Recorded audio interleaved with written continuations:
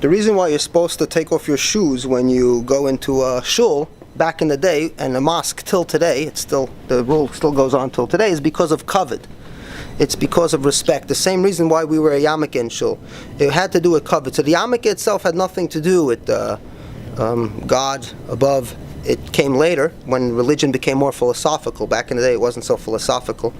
So, about the yoga practice that they do, explain to you something interesting. Early Kabbalah, the Kabbalah of the elites, was sitting in odd postures for many hours, and that reminds me of the Rebbe's Farbrengen, because we would sit, we would stand, or we would be in odd postures. It depends what type of seat you had, and in that way, that was the type of meditative practice, and that was a worship. You listened to the Rebbe's Farbrengen, but not everybody could hear the Rebbe. So why did we do it? And the answer is because it was a form of worship. Similarly to learning Gemara. Why do the rabbinic Judaism, the yeshiva system, the Litvish, why do they learn Gemara? Not to be an academic, because they don't do any further inquiry. They don't try to have a relationship with the text. They don't know much about Chazal, what type of education that Chazal have, what intentions that Chazal have in terms of the way they shaped it.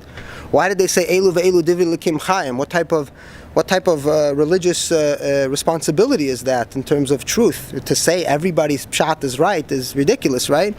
But because they were educated, they read the Iliad, the Odyssey, they had a lot of Greek philosophers coming in, and they were educated, so they gave the Jews an alternative. Instead of firebrand, Yiddishkeit, like the Chashmonoim, fighting, killing, and instead of becoming completely Greek and giving up everything and reversing and the Mefer Brisa and the Misyavnim, they gave them an alternative, and that's the one that stayed. That's the Memutza. It's a tradition, a practice, mitzvahs, that Shabbos, kosher, but nothing serious. That doesn't get out of hand. Of course, some people, it will always get out of hand, but the one that survives is the one that stays in the middle. And so the yarmulke is, so I remember that Rebbe's Farbrengen, it was a form of worship, and so on with the Gemara. The learning the Gemara wasn't exactly to know the law, because there is no law to be known, because everybody has a different interpretation of halacha, just like art. Everybody has their own unique point of view.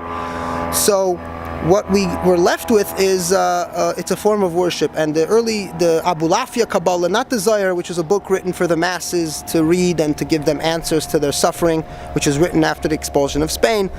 And similarly, the Baal Shem Tov comes in a time when people, after the massacres, and he gives them some type of encouragement and some explanation and a theological reasoning to why they suffer, which of course that doesn't last, because then the good people think they've sinned when they suffer, or things like that.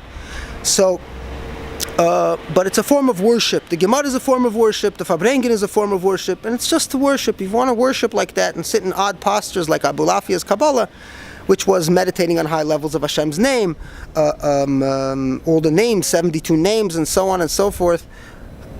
These were the Abulafia, the Sefer Yetzirah. These are the Kabbalah for the elites.